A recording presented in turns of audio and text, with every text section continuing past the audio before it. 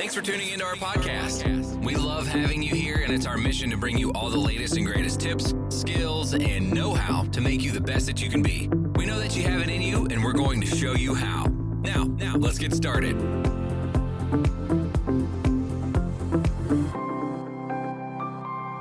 This episode is powered by Poddex. Thank you for tuning in today. You are now listening to Thatwillnevrwork podcast with your host, Maurice Chisholm. Hey everybody, how are you today? I hope you're doing fabulous. I really do. I really hope that you are enjoying yourself. The weather has been okay. And I know right now it has some people down, just how hot it is or lack of rain and things like that. So we just need to be able to support each other and all the above. But ultimately, I'm in a great space because today I am celebrating my daughter's 21st birthday. And I think that's important to talk about because, as y'all well know, you've listened to some other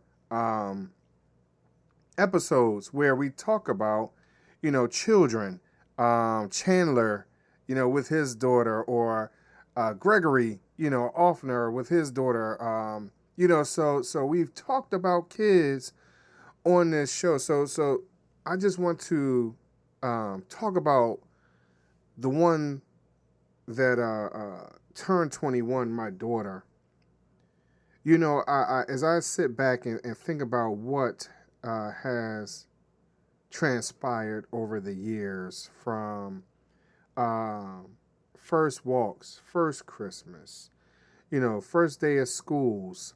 And I said schools because of, kindergarten, first grade, changing school, second grade, eighth grade dances, other dances in middle school to sleepovers and cheerleading and basketball and all those type of things. And I realized how much or how hard it was to balance business and family. I know a lot of us have those challenges, right? Where we really would like a better life for ourselves and our children. And sometimes we miss the mark on one or the other. And sometimes both, because we can't juggle things very well. Some of us cannot juggle those things very well. But I must say that I have not achieved my goals because I wanted to be the best parent that I could. Now, that was a personal goal. I'm sorry. Let me rephrase this then. A goal of mine was to be the best parent that I could, be a father that was around, that was present, that then just concerned himself totally on making money, but one that would be there when she needed me, when she was having boy problems, or when she needed me to pick her up because she didn't have a school bus to bring her home after lacrosse practices, or to be the one to kind of just cheered her on quietly because I wasn't a loud cheerleader, if you will. But one that she could say, hey, you know what? I had a bad day. This is what was going on. And I was one to be there for her, to hug her, and just to let her know that everything was okay. So now she is 21 years old. She is about to be a senior in college, and we're looking for postgraduate education. And I realize just how much support I thought of throwing towards her so that way she could feel loved and supported, and for her to achieve her goals, because I was her age once. And so I put myself on the back burner because of that. How many of you are dealing with the same challenges, trying to balance that life, that work life and that family life? I know it's not always easy. I listen to some of my peers, I listen to some of my friends, and everyone has something different, and it's all based on your viewpoint of the world. It's based upon your experiences as a child, also what you felt like you might have been missing. So for me, I really wanted to be a difference maker in her life, not just hers, but my son also. But right now it's all about her. So I believe that based off of that time I put in, we are able to have adult conversations, tough conversations. Also, in the process of her maturing and growing, it made me mature and grow also, to understand that even now at this point in time, even though she is 21 years old, that I have to respect the fact that she is an adult, and that I cannot control her decisions. And now it's time for me to get myself together, and we will talk about that probably very, very shortly. But I just want y'all to be encouraged today on whatever decision you make. Understand that there is a long-term goal. There is there's some type of pot at the end of the tunnel, some type of light at the end of the tunnel. Being able to listen to my daughter and listen to all the organizations she's a part of. When she was in high school, she received a lot of accolades, a lot of awards. She has that get up and go mentality where she wants to be a part of things, and some of that is me, but a lot of it has to do with my wife also.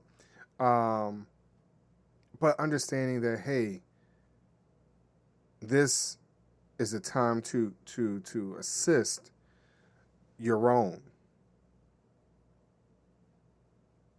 But what about yourself?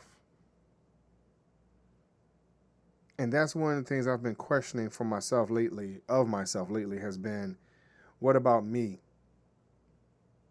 And in this last year, to be honest, dealing with the pandemic, dealing with everyone being home, and now everyone is on campus. My son, was a freshman last year. She was a junior, school year. So as we move forward, I was just getting used to people not being home. And now that they're not home, I feel, and knowing that they're not home, I feel a little more free.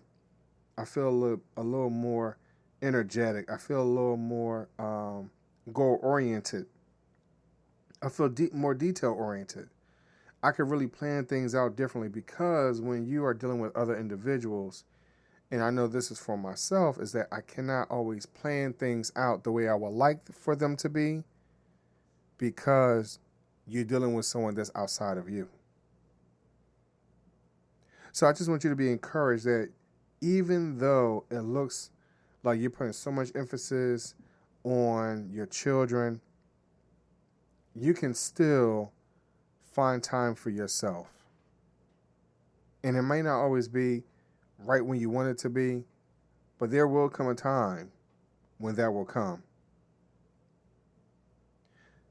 When you look at it from that perspective, because sometimes when you're in that situation, it doesn't always seem like it's going to be there, right? And you might not even pay any attention. But one of the things I would like for you to do is to sit down, write down your goals and your dreams and your aspirations and your desired outcomes and things like that. Of course, you can always buy, Well, Why Not on Amazon today, and that can help you organize it and journal out your progress, right? But at the same time, even if you just got a regular pen and paper and wrote these things down, you got a whiteboard to write down what your goals are, your dreams, and not lose track of what they are. I've had the same dream the whole time my kids were in school, since birth to 12th grade, And now that they're kind of starting to venture out on their own, it's time for me to get back to what is it that I would like to achieve and accomplish. But I did set out to achieve one goal, which was to be the best father, the best support system I could be. And I believe that I have achieved that in more ways than one. So, I don't want you to think that you have forgotten yourself totally, but keep in mind there are some other goals that you might have had that might not be so prevalent or so much in your face because it's an everyday process. Stay encouraged. You have that within you. You've proven it by having this child, achieving these goals. Now, it's time for you to think about yourself and for you to rock out. It's time for you to kill it.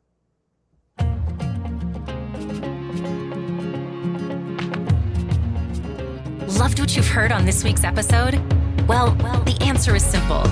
It would mean the world to us if you could head over to iTunes and leave us a 5-star review and feedback.